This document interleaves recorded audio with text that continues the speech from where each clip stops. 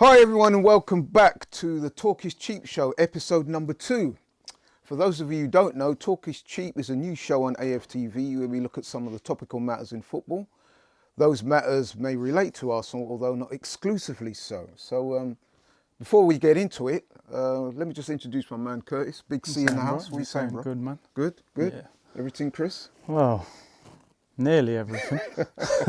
But before we crack on to the main matters, a quick recap of the last show. Yeah. First of all, thanks a lot for all the people who sent your messages in, your comments, your feedback. We loved that. We had lots of positive messages saying that they really liked the show. That was really pleasing.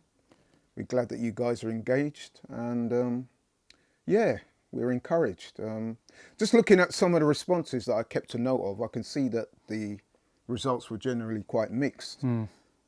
So, for example, regarding the topic we spoke about on racism and walking off the pitch, I think most of you supported what me and Curtis were saying, was that, you know, it's about time that the players took more responsibility and walked off the pitch. And so, yeah, you tended to agree with us on that. And indeed, we've seen in the past week there's been more incidents, isn't there? Yeah. Most notably, the FA Cup game, Haringey Borough walked off the pitch after their goalkeeper was racially abused by some fans, Yeovil fans. Yeovil, yeah. Synonymous to you, because you played at Yeovil. Yeah. So very sad, surprising. But to be honest, very predictable, you know what I mean? Yeah. Regarding the Ozil and the fanboy culture, this was interesting because we received a hell of a lot of responses on this subject, and I have to say that most of them were erring on towards Ozil side. Yeah. Oh, they were defending him, so looks like the fanboy culture Fans is are very winning. much alive and kicking. Right? Yeah. And lastly, with Unai Emery, again, a lot of you had a lot to say, and I have to say that it wasn't complimentary, most of it anyway. Which brings us nicely to our next two talking points, which is firstly to have a little preview of the Arsenal-Sheffield United game, which took place last Monday. Curtis, man, where do I start? Let me know. I mean, it was a stressful 90 minutes, wasn't it? Yeah, man. It's 2 hours of my life that I won't get back. Yeah. It left a lot of question marks regarding the manager. I think it feels like there's a real lack of direction in terms of the playing style, the lack of fluidity in midfield. It seems like a pick and mix at the moment. It's like Xhaka and then I'll just randomly pick two of us to play with him. Yeah. And you can't do that. The midfield's so fundamental in the Premier League. You've got to have a settled team and a system that you can build upon. And you build partnerships in teams. At the moment, you've took Ceballos from Real Madrid for a year. He's clearly, for me, probably our most creative central midfielder. I know Ozil is more of an attacking midfielder. Yeah. And you randomly leaving this guy on the bench. It's just like... For me, that game was so disappointing, man. I mean, for a number of reasons. For number one, it was our first game after the international break. You know, we're in the top 4. We had an opportunity, actually, to go third. Yeah. We're playing Sheffield United, and no disrespects to Sheffield United, man. It's a game that a team like Arsenal should be winning. And the performance, it wasn't just the defeat, it was the manner of the defeat. Yeah. It was woeful, man. It was pitiful, and it's just not acceptable, is it? I think that was, I'd say, the worst performance of the season. Yeah. To go there and not look like scoring with the talent we had on the pitch, and I think you can't just pick players and put them on a pitch and expect things to happen. You have to create tactics. That's what managers are getting paid for. You can see with Pep Guardiola, with Klopp, but the way they've got their team set up and the style they want them to play with. And I think everyone's just scratching their head going, what does Emery want this team to do on the pitch?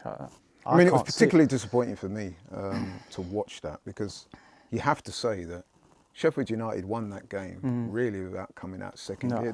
They were not amazing. That's the thing. It's not like we went there and we were completely outplayed. They didn't seem to really have to get out of their second gear. They were the better side by a distance. I mean, how many times have we just given gifts out to teams this year? I know, man. You have a goal. And of course, the chief talking point coming out of that game, as well as the manner of the defeat and the lack of performance, was the manager. I mean, let's be honest, man, he was easily out-coached on that night by Chris Wilder, who's basically a championship manager coming up. Yeah. And big up Chris Wilder and Sheffield, by the way. They did do their thing, but for an Arsenal point of view, man, the performance of the team and most notably the manager. So the main talking point coming out of Monday's game, as well as the lack of performance, was the lack of the performance by the manager, and which is very interesting, of course, because we did the live stream together, of course, which did very well. Shout out to all the people who supported the live stream. We had the phone in after, and I distinctly recall you lamenting the performance and saying that, you know, you had no more faith in the manager and that you'd like Mourinho to take over. And at the time, I was a bit taken aback. And but then we started to get calls, and the amazing thing was a lot of people was agreeing with you. Yeah, they were supporting it, yeah. And then I saw a lot of the comments afterwards, again, a lot of people were saying, you know what, that Mourinho is the Better dreaded than this. M word. Yeah, the dreaded That's M not word. such a bad look. So break it down for me, man. Tell me why you think that Mourinho Could be the man. could be your I man mean, look, to first of replace all, Emery. with Emery, I'm not saying definitely get rid of him now. Right. But I'm saying, for me, I can't see at the moment what he's trying to do with the team. In terms of Mourinho, I don't think anyone can doubt he's a better manager than Unai Emery. No. The facts are there, you can see the success. Everywhere he's gone, he's achieved something major. People question what he did at Manchester United, but he took a team who was finishing outside the top 6. He won the Europa League his first year, something that Emery and Wenger haven't done the last 2 years at Arsenal.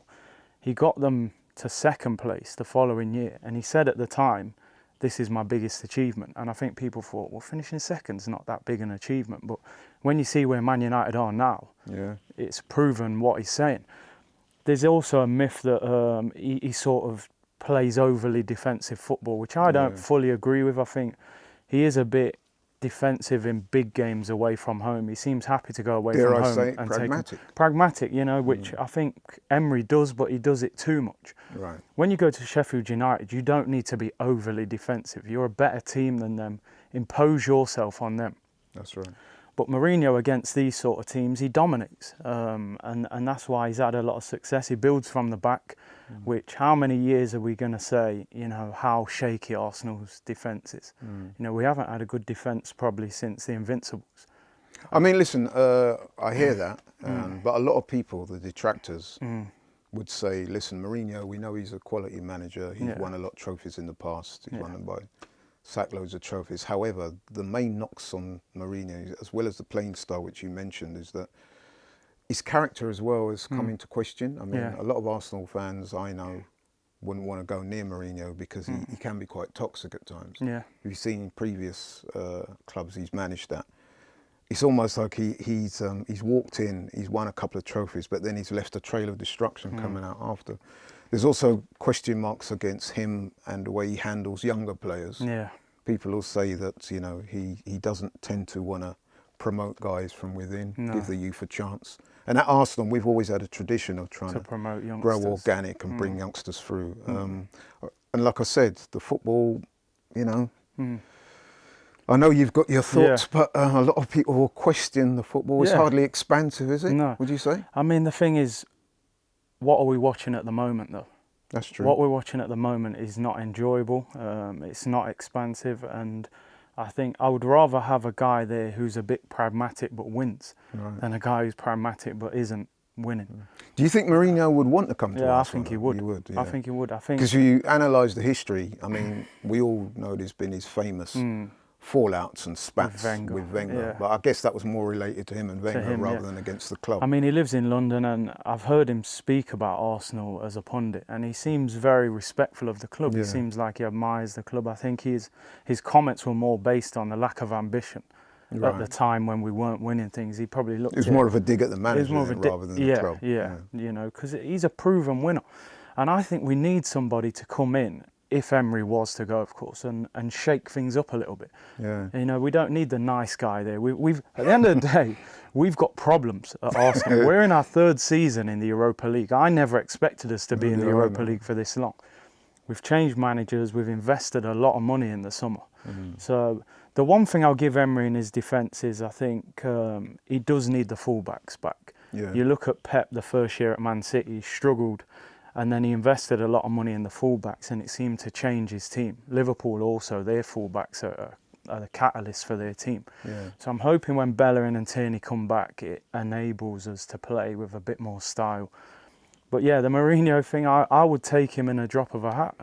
The interesting thing about the Mourinho, the whole idea of him coming to his club, is that when you mentioned it to me at first, I was a bit taken aback, like I said earlier.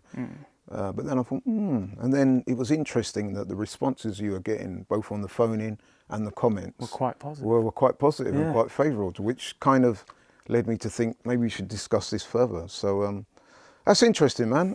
Let us know what you think. Mourinho, would you take him at Arsenal? Do you think that, yes, he's a good manager, but he comes with too much baggage? Are you prepared to put up with some of the negatives that come with Mourinho? But then the positives is that he will turn things around. He's not afraid to make decisions, and he will ultimately win you trophies. Let us know. So moving on to our next topic. It's probably the biggest talking point of the weekend. If you're not an Arsenal fan, certainly it was. And that is VAR, aka Video Assisted Referee. We saw up and down the Premiership, there were a lot of incidents involving VAR. And I thought we should chop it up, talk about it, see what you feel, see what our viewers and our people who listen to us feel. What do you feel? The key words are assisting the referee, and I don't think that's something it's doing enough at the moment.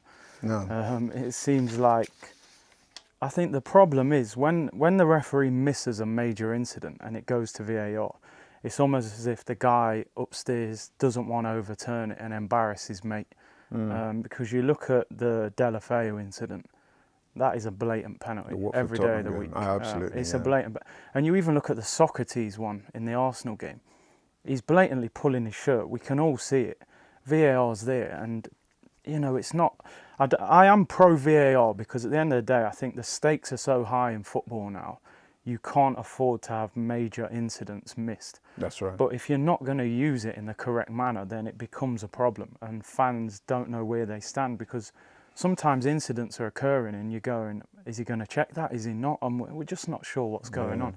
I mean, VAR, for those of you who don't know, and you probably do, so I don't want to insult your intelligence, but it's for four main things that they use it for. First is awarding goals. Secondly, awarding penalties. Thirdly, issuing straight red cards, and to resolve identity issues, mistaken identity. So, you know what, on balance, I'm in favour of VAR. Yeah. I mean, listen, it's only been introduced since last year, fully this year, and there are going to be teething problems with it. But, I mean, let's be honest, man, there are pros. I mean, I wrote the pros down here. It reduces errors.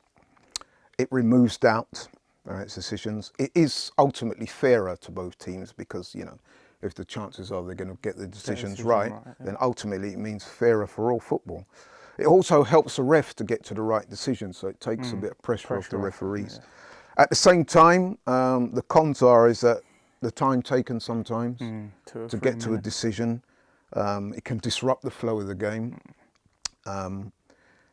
There's an argument that a lot of players are saying is that it takes away too many goals, which ultimately the game is about goals, isn't it? And sometimes VAR tends to work to chalk off goals rather than which would have been given before. Yeah, exactly. So the crowd can feel a bit disengaged by it sometimes. And then another thing that a lot of, certainly the ex-pros or pros talk about is when players celebrate, they almost feel a little reticent to celebrate because they're thinking, I don't want to go too crazy because it might get chalked off at the end. I think the fans are like that as well. Sometimes a ball's crossed in and they score and you go, oh, was he onside or not? So you're celebrating, but you're almost going, I'm not going to go crazy yet because that looked like a dodgy one. But then look on the other side of that, you get a chance to double celebrate if you're the fan, don't you? Because you celebrate the goal, then it goes to the VAR, and if they award it, you can celebrate then you can celebrate again. By converse, the opposing fans, they get a chance to celebrate if the goal is chalked off. So I mean, look at the Aubameyang goal at Old Trafford. He was 2 yards onside. That linesman gave it as offside. They went to VAR, and then we got the goal. So it's going to work in your favour sometimes, and then ultimately they're trying to get the right decision. But I just think they need to use it. Why is the referee not using the monitor at the side? Well, I was going to mention that because that was one thing. I mean, again, I think one of the reasons why the referees have not been using the pitch side monitors is because they're wary of The time. supposedly taking up too much Yeah, time. yeah. But if it means you arrive at the correct decision, It's got to be then used. let's do it, man. Yeah, I mean, ultimately, like you said yourself at the outset, the amount of money in football these days and the stakes are so high that it's incumbent upon the officials to get these decisions right. So if you've got to wait a few seconds for the guys at Stockley Park to, analyse it and come to the right decision, then I'm cool with It's it. got to be done. So ultimately, I think it's a good thing, but they need to figure out how to use it properly. Yeah, I mean, we think it's a good thing. There are teething problems, but ultimately I think it's good for the game. But let us know what you think. We want to get a poll going, man.